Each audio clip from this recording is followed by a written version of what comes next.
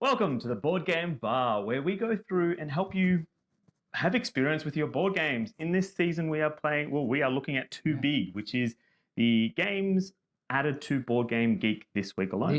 This week on Board Game Geek. Yeah, so we call it Too Big because, TWO, BGG, it just sounds like too big. It's nice. It's just a beautiful acronym. Just fits perfectly. It's actually weird this week because it wasn't that many. So if we look at the stats, we'll get into the stats. We'll go through all of that and jump into the games that we've pulled out. But before we do, I'm Daniel. This is Dave. And I'm Dave. How are you? And we are drinking New York Sours. So we'll let you know at the end of the video which game this actually goes with. We do have a video that's actually got these already. So if you're savvy, you could go look for it. But if you're lazy, stick around. We'll tell you at the end. We'll tell you at the end. But yeah, let's jump into this week's Too Big.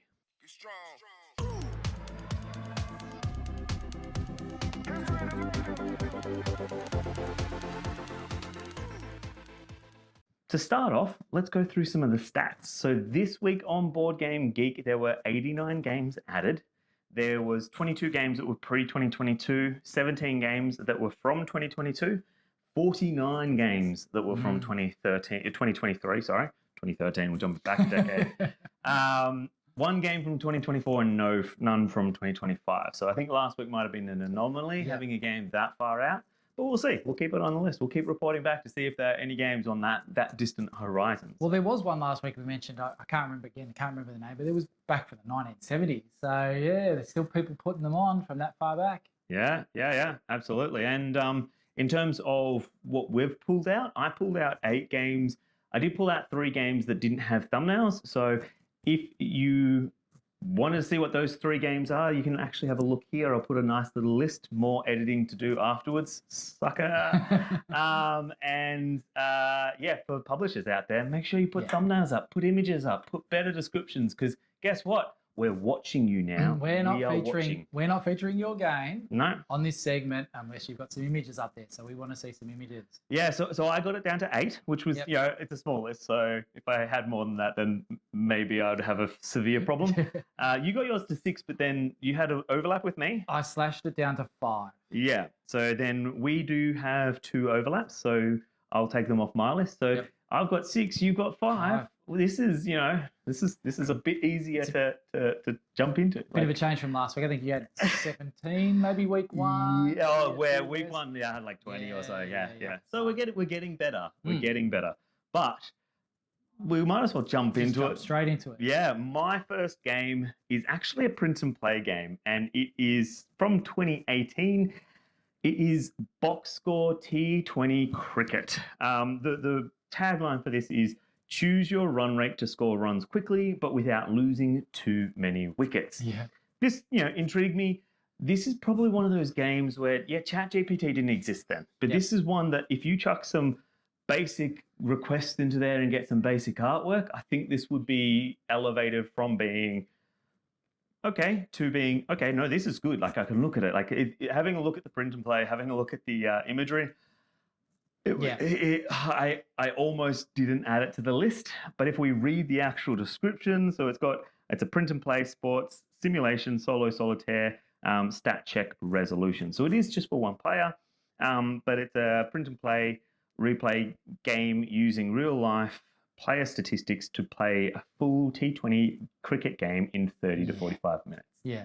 It sounds interesting. It does. So you're actually using real player stats to play the game, right? It reminds me a lot of the time, like oftentimes you go to the cricket at the MCG and you'll see people sitting there with a cricket scorebook recording every stat on their own scorebook. It kind of reminds me, this is a person who's taken that idea and gone, I can make a game out of this. Yeah. So it did pique my interest. I think there's definitely more that could be done within it, but it looked pretty cool. Hopefully we'll see some updates and check out Midjourney. I reckon that's not all games can afford to have expensive artists and the like on there. So check it out. I reckon that you could definitely pick up the engaging aspect of the graphics through that. I think there might be a game on the list, on your list this week, that might use some Midjourney. I think so as well. Yeah. I love a good sports simulator, so that sounds really interesting. Well, we've actually been working on one just in the side because we found some mechanics we liked and was like, why don't we use that? So yeah, we've been playing testing because we can't just look at board games. We have to you have to understand how board games work in order to actually be able to best talk about them. So the best way to understand board games is to also try creating them. Yeah. Is it going to be good? Will it ever see the light of day? Probably not, but that's all right. We're playing. It's fun for us. So your first game? Well, actually, mine is a sort of a sport adjacent game as well. This one's called Kendo, the card game. Kendo being the Japanese martial arts training, I suppose, with cane sticks or bamboo sticks. This one is designed and published by ACOS Factor. It's a 2021 release, so it's a couple of years old. Just put up on Board Game Geek this week. It's a 2-player card game for 10 to 30 minutes. It's got some deduction, some hand management, some bluffing, and it's a duel-based game. And the way that it's described is the game simulates a modern kendo competition between two fighters whose goal is to defeat their opponent using familiar elements of kendo. And so players score points by performing striking combinations against their opponents and can keep or earn their focus points for executing these combinations at the optimal moment of attack and defense. And each player has a preset number of playing cards, and each draw will allow them to change their technical inventory through optimal hand management. So it sounds like it's a classic back and forth card battler. Yep. But using kendo, sword fighting, as a theme. Yeah, and that was actually on my list as well. So yeah, I think it's quite an interesting one. I think there was definitely some more that could be added to it, but yeah. Yeah, it looked like a really simple, almost a print and play in a sense. Little play mat, some basic cards, but it looked cool. So yeah, that is Kendo the card game. Beautiful.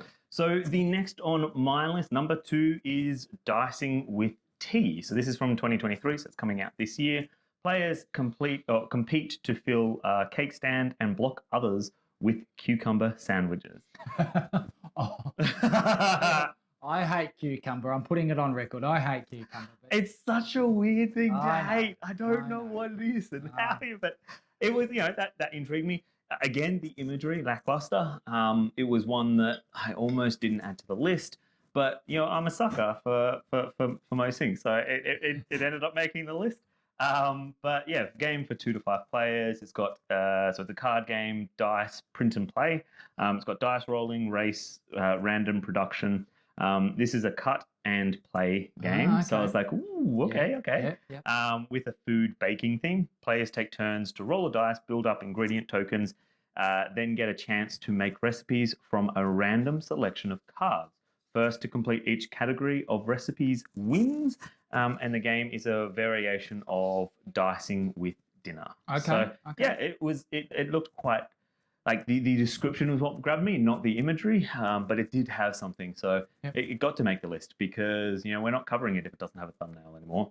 But I think this was definitely one that the description was what took it over the line. Yep. Like, it was just that, okay, you've piqued my interest, and then it's actually captivated me with that description. So that is Dicing with Tea, coming out in 2023, if it's not already. Awesome. Well, this one, my next game, is also 2023 release. It's designed by Momenasa Lunat, and it's published by Hobby Dr. Games. It's called Royal Realms. It's for 2 to 5 players, 20 to 30 minutes. It's got some auction bidding, some end game bonus scoring, some hand management, set collection, a little bit of push your luck. And in the Royal Realms, you're hired by the King of England to participate in a royal auction to collect the best combos of various gems for his royal crown. And so it's a card-based auction bluffing game. Yep. And it's described as you are not out of the game until the last move, the last minute. And so it happens over 4 rounds. In the first round, you're just bidding for the gems that you want. In the second round, you're doing some blind bidding. And then in later down the track, you may be blind bidding, but on wild cards. So each round of the game, there's a slightly different cards that come out, slightly different bidding or auction mechanism. It seems a little bit chaotic to me when I was reading through the rules. It sort of looked like, oh, wow, how's this game going to be for balance? It looked a little bit chaotic. I'm also not really sold on the graphic design and the art. It's a little bit, it's not for me, but I think as a game, it sort of made me elements of Chinatown, a little bit of that set collection. Yep. Maybe For Sale, the card game where you're auctioning and bidding and so on. So yeah, it looked okay. I'd definitely give it a go. Really keen to check this one out. This one's called Royal Realms, coming out in 2023. Yeah, and I think it's always the important part to notice is that we aren't playing these games. These literally just came up on Board Game Geek. So the only thing we have to reference them is what is on the Board Game Geek page, as well as maybe some hyperlinks or what we've found on the internet. So yeah, these are what we haven't played. We're not giving them a recommendation. All we're doing is saying, hey, this came up on BGG. We're interested in taking a look and putting that out into the universe. Definitely. So then that comes into my third game, which is also 2023, Majesty Adventure. So seek adventure and treasure with your minions. The artwork of the thumbnail was, I wouldn't say lackluster, but it was, I think, just the box art. So I'm just like, okay, well, you've kind of, you could have actually blown that up and just done the front image rather than the box art image. But then the actual images in that are part of the images folder actually look quite cutesy. Yeah. Like is it going to be a game that is fully on cutesy? I don't know, but it's a card game, so card play, conflict resolution, deck construction, turn order, and stat based. So card game for the whole family. Each player takes on the role of a powerful but greedy leader in a kingdom of adventurers, who, through cunning, courage, and luck, sends his minions in search of fame and riches.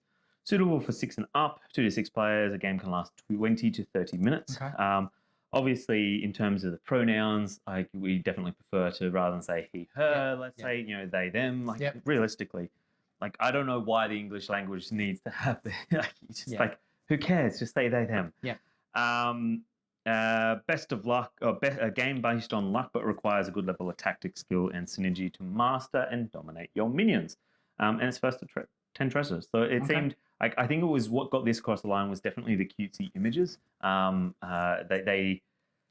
not sure how to describe them. They're kind of like a mixture of graphic novel and cartoon. Okay. It's kind of that that hybrid,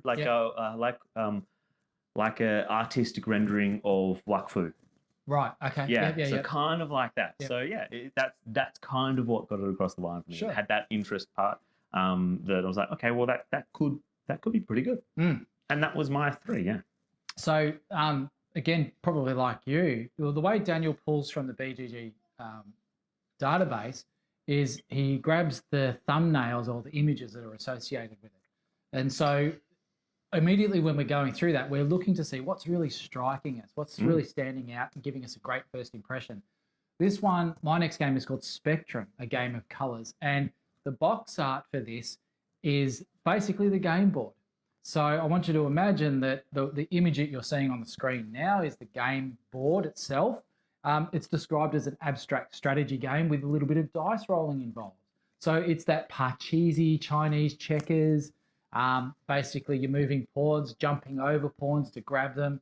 So think of that as that sort of abstract strategy, but with some dice rolling in it. So the way that it works is you can place your pawns on the start, with the pawns on the outside of the board. You roll the dice to determine where the pawns jump onto the board from.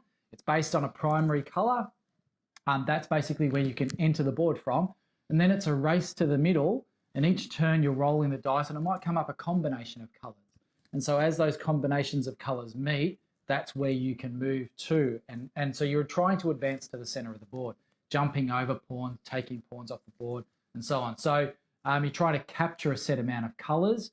This one's for 2 to 6 players, so pretty good player count, 30 to 60 minutes, designed by Joseph Devlin, published by Bombard Games.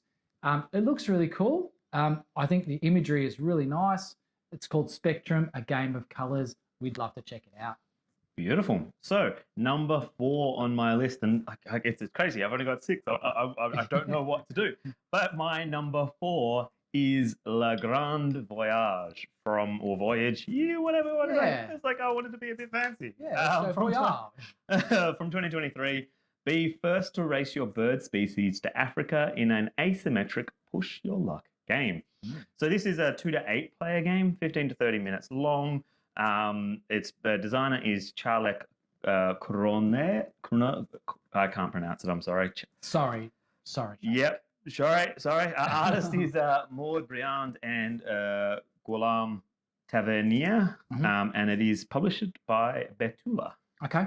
So there's the English, Very Australian, Francais. very Yeah, Francais. very, We're very- butchering Yeah. your beautiful language Yeah, sorry. and your beautiful names. We apologize. Maybe we can make it up by showcasing your game. That's right. Yeah, shameless plugs.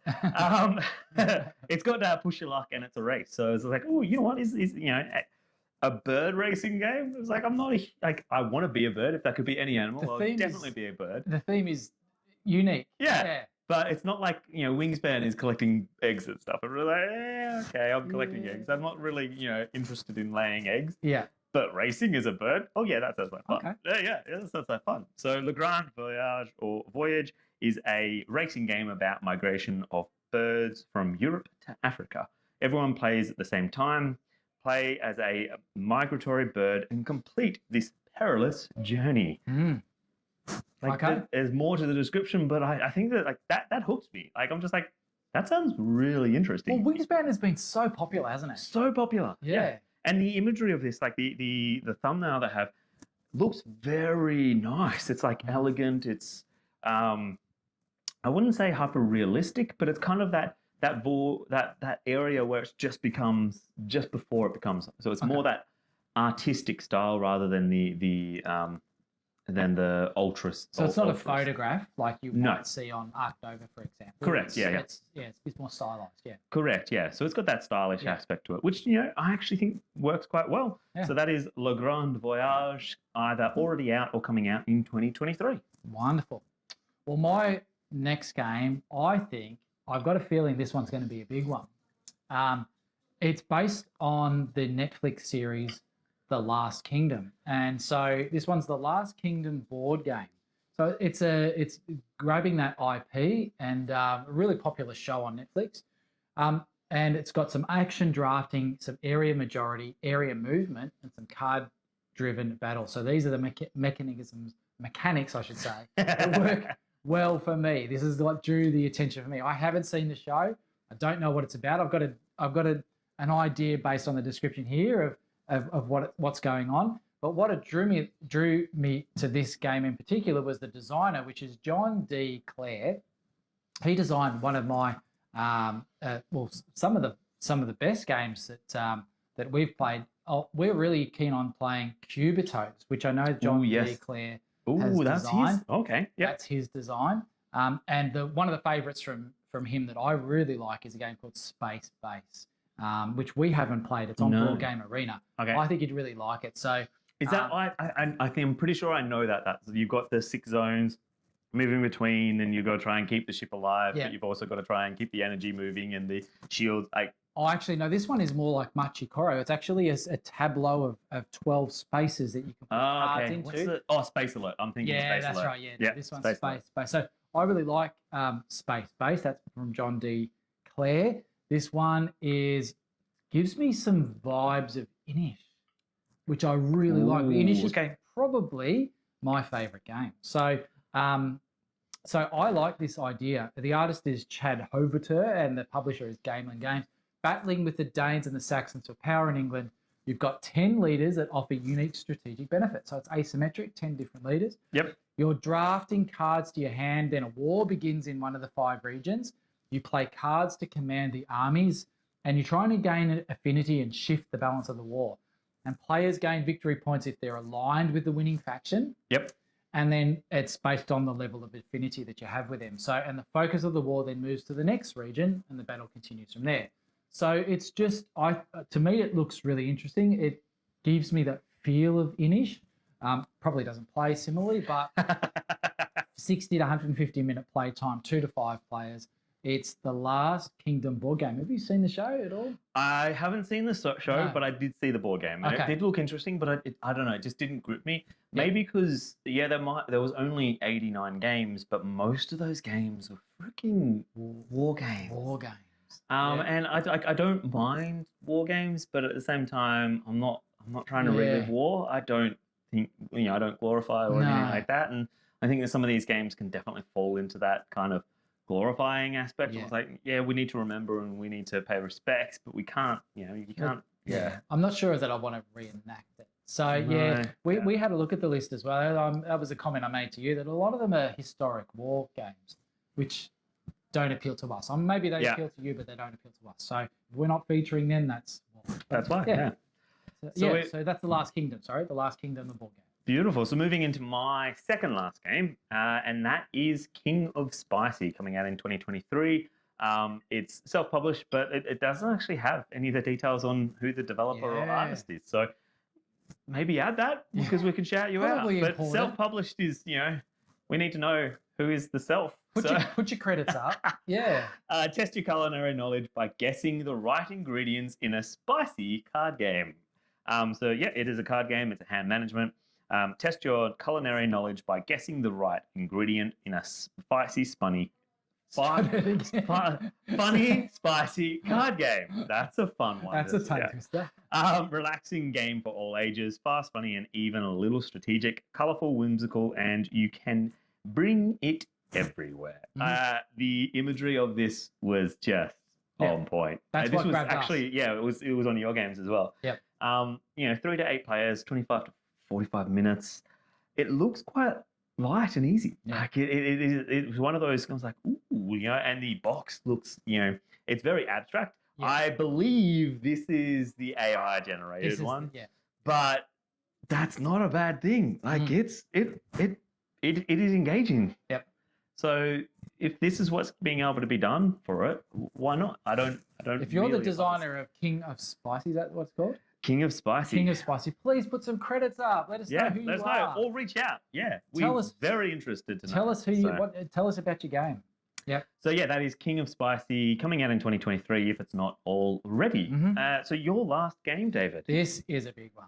I've left the biggest one for last. All right. Well, maybe do we do my last one first? Because I don't think mine's as big. Okay. So my last one, just to so we can have more time to discuss your big one because we all know it's pretty big.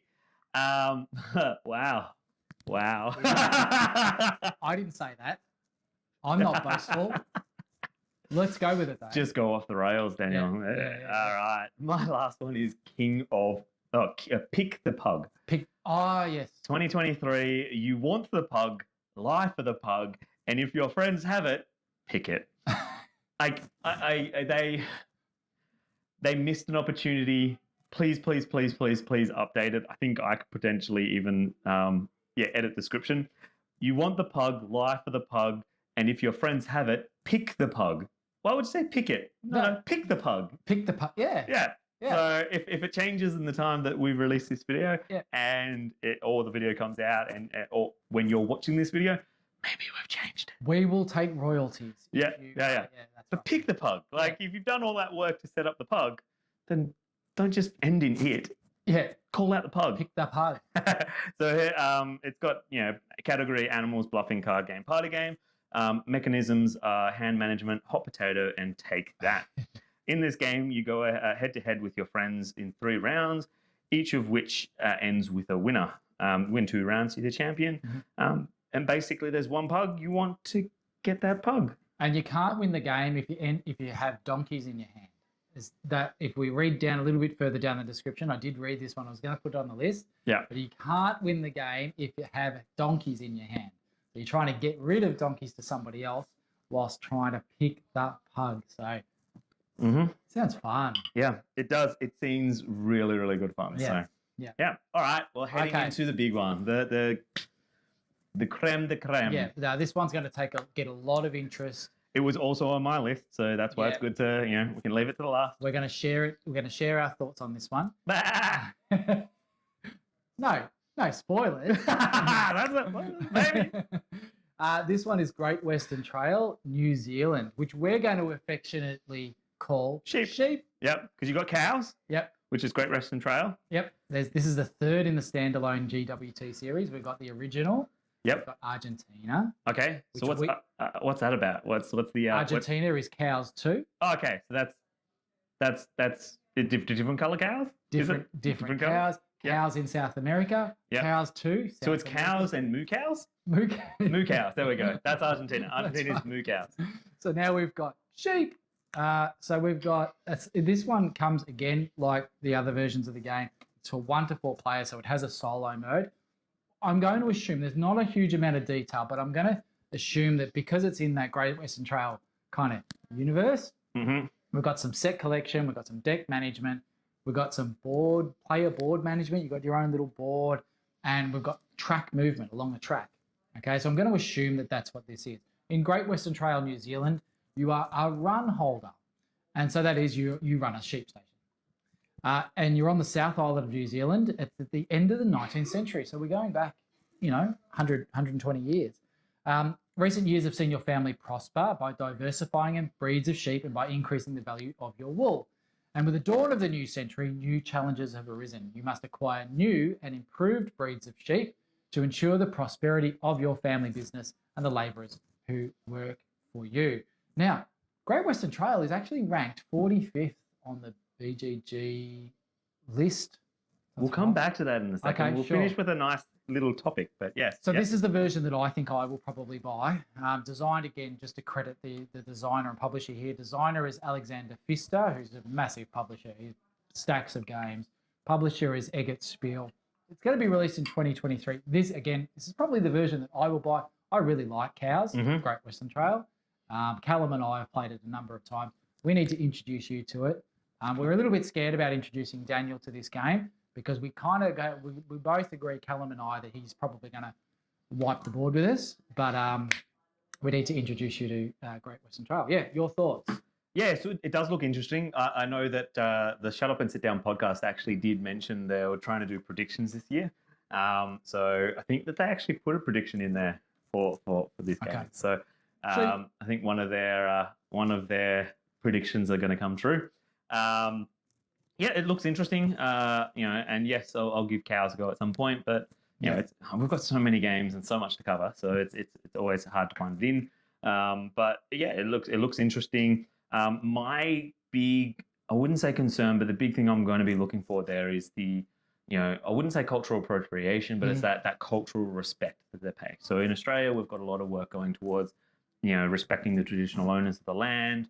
And same within New Zealand, because the Maori people are, they had a horrible history, and we need to actually pay respects to that. So it'll be interesting to see, did they have an advisor on the game to help them navigate that? Because ultimately, it's something that it's important. We need to talk about, and we need to make sure. Well, the native people were displaced. Yeah, there's no doubt about that. And look, one of the things that I will give credit to Eggert Spiel for is in the first edition of Great Western Trail, there were some culturally inappropriate elements to some of the characters that appeared in the game. And to their credit, the second edition, they completely changed that and took that element out. All right, so they are. It feels to me like they've listened to that criticism, and hopefully they, And there's a really, really good example in which some reviewers had some issues with Viticulture World.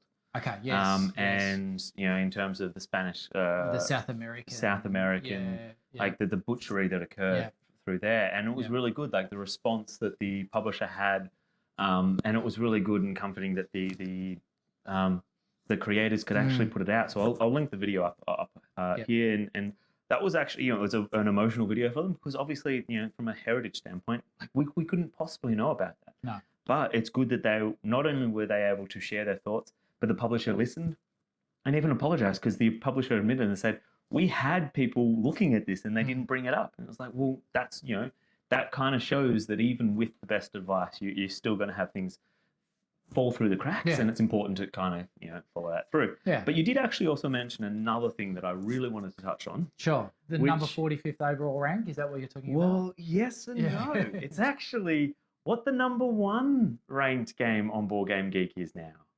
It is no longer Gloomhaven. As of this weekend, just passed, it has been displaced. And can you guess what has been displaced? Oh, wait. Can you guess? Do I own this game? I don't know if you own it. Okay, well, it's not the one I'm thinking of. Brass Birmingham.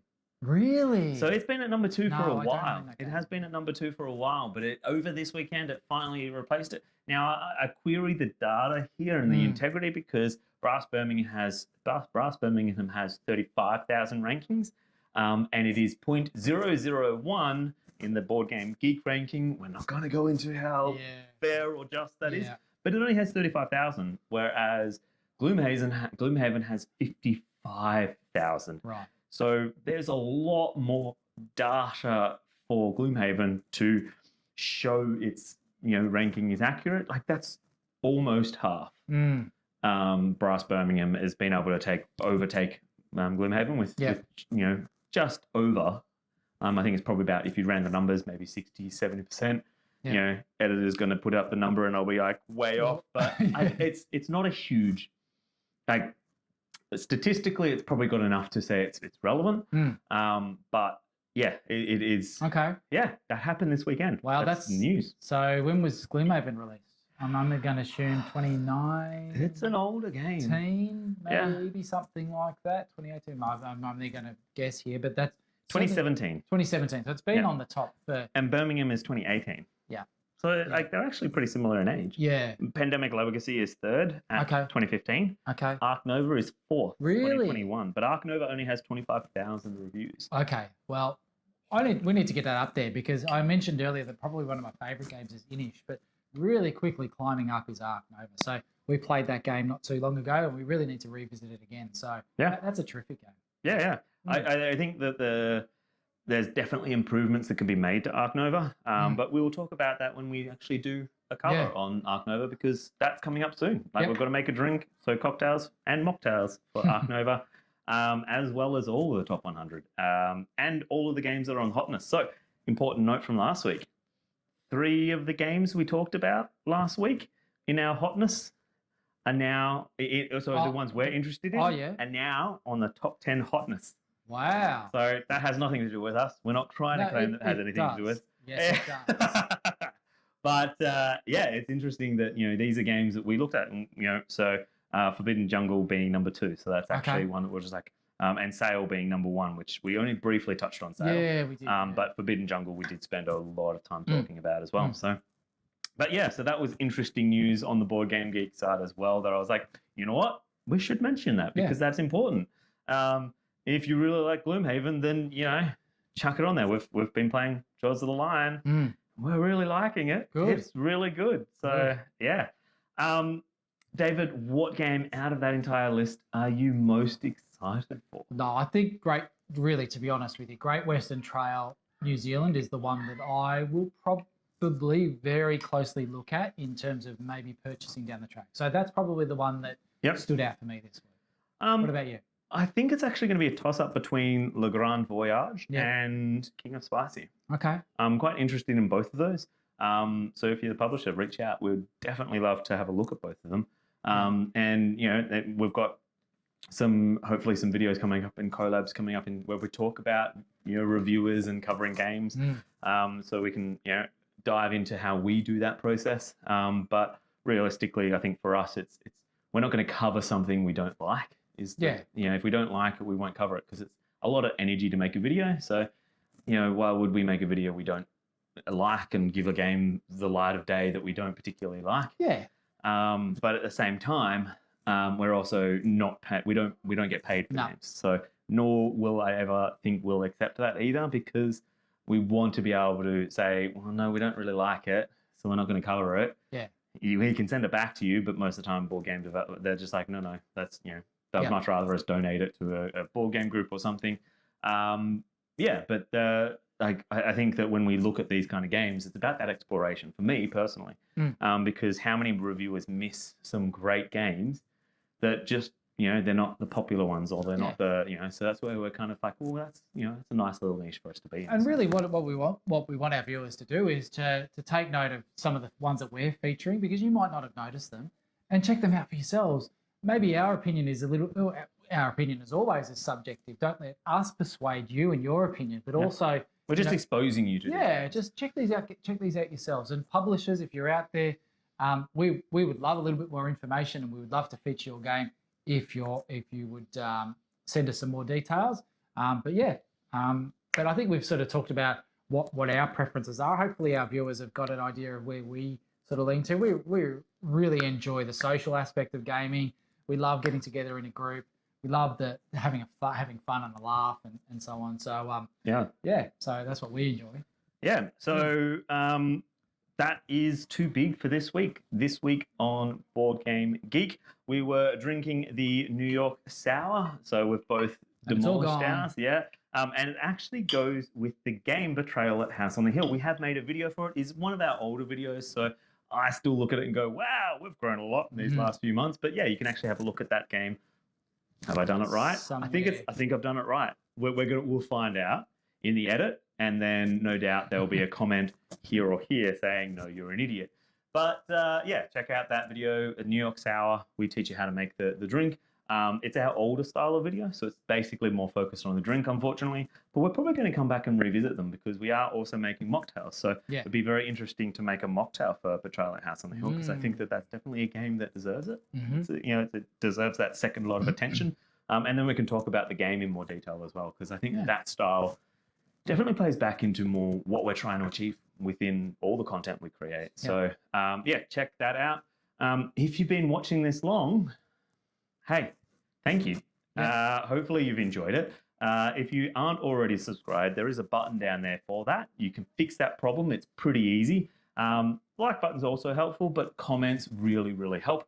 Let us know what you think, what game you're most excited for. We've told you what we're excited for. In the description, there's actually a link and a hyperlink to the entire list. So we've actually exported this and made it available to you so you can have a look at all the games, not just the games that we recommended, but we've got that list on there as well as the stats. And yeah, let us know in the comments what you think was your favorite or what you're most excited for. Any final thoughts? Yeah, look, if you're a designer or publisher, let us know if you want us to have a look at your game. Let us know, please. Can't guarantee we'll cover it. No, but of course we've made that clear. But we'd love to check it out. Because we just enjoy sifting through to see what's new. So yeah, discovering new things is great, and trying to bring the experience to the table. So for you, that has been Board Game Bar for this week. Well, not this week because we've got another video coming out on Saturday. So check that out. We are too big. This is too big. Yeah. Just too big.